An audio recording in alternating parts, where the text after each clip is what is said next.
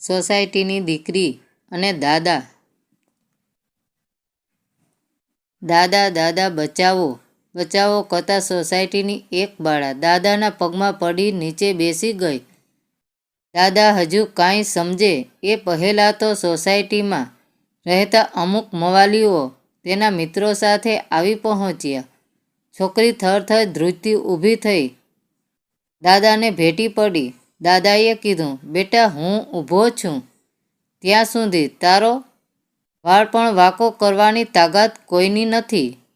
લંપટ અને નાલાયક મવાલીઓ બોલ્યા, અમારી વચ્ચેથી ખસી જવામાં તમારી ભલાઈ છે.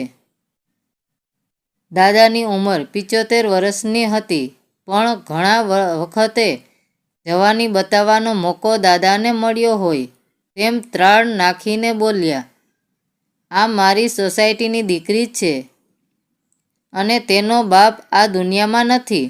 સમજી લે, તેનો બાપ જ તારી સામે ઊભો છે. લંપટ લોકો આગળ વધ્યા. દાદાએ બૂમ મારી, ખબરદાર, એક ડગલું પણ આગળ વધ્યા છો. એક લંપટ બોલ્યો, તો શું કરી લઈશ? દાદાની પાછળ ઊભેલી તેના દીકરાની વહુ બોલી, તારા નસીબ સારા છે હરામી, મારો ધણી અત્યારે ઘરે નથી, નહીંતર આટલા સવાલ કરતા પહેલાં તારી જીભ જ કાપી નાખી હોત. સાલા ગીધડાઓ, તમે ભૂલથી આજે સિંહની ગુફા પાસે આવી ગયા છો. અત્યાર સુધી તમે ગધેડાના ભૂકણ જ સાંભળ્યા છે. આજે સિંહણની ગર્જના અને શિકાર પણ જોતા જાઓ. કહી ખુલ્લી તલવાર સાથે દાદાના દીકરાની વહુ દોડી. દાદાએ દીકરાની વહુને રોકી.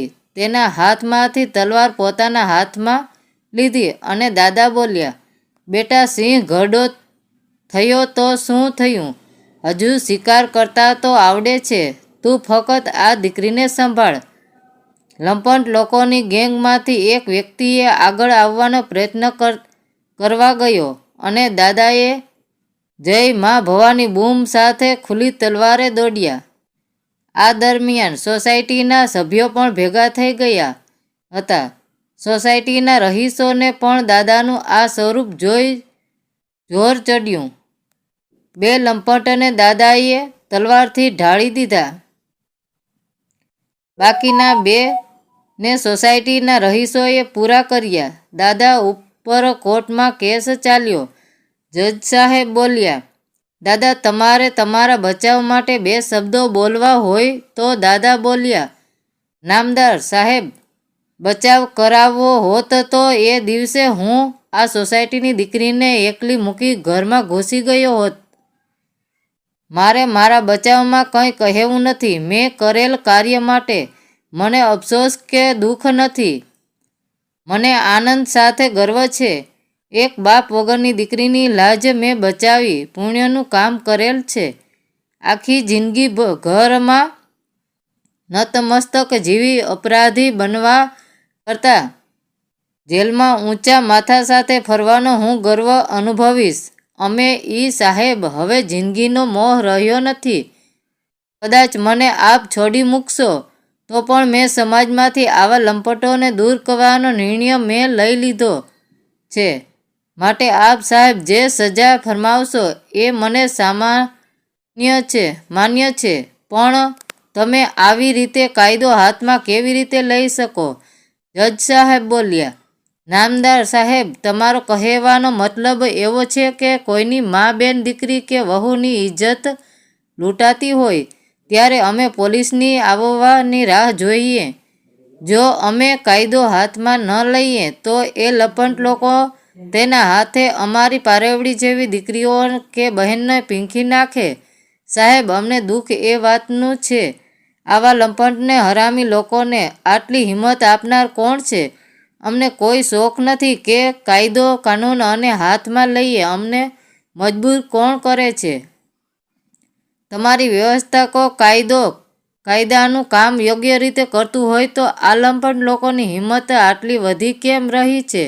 રાજકારણમાં ચૂંટણીમાં જીતવા માટે ભલે મવાલી અને લંપટ લોકોની મદદ લેવાતી હોય સાહેબ, પણ તેનો મતલબ એવો તો નથી ને કે આ મવાલી અને લપંડ વ્યક્તિના પગમાં અમારા ઘરના બારણા સુધી આવી જાય? સાહેબ, આવા દરેક આગળ વધતા પગને સમયસર તોડી નાખવામાં નહીં આવે તો સમાજે તેના ગંભીર પરિણામો ભોગવવા પડે.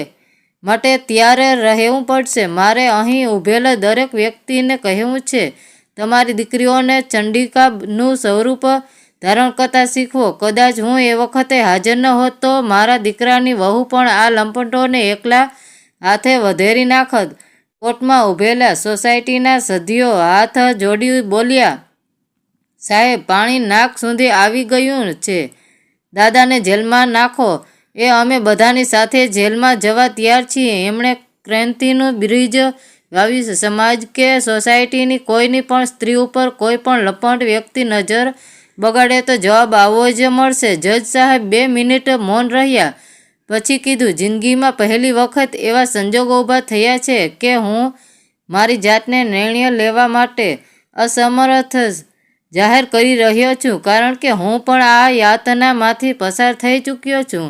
સમાજમાંથી, જનતા અને કદાચ કાનૂન ઉપરથી વિશ્વાસ ઉઠી જાય તે પહેલાં આ સામાજિક દૂષણને કોઈ પણ સંજોગમાં કડક કાયદાથી અટકાવવું જ પડશે. નહીંતર લોકોનો કદાચ કાનૂનમાંથી વિશ્વાસ ઉઠી જશે, કહી તેઓ ઊભા થઈ જતા રહ્યા.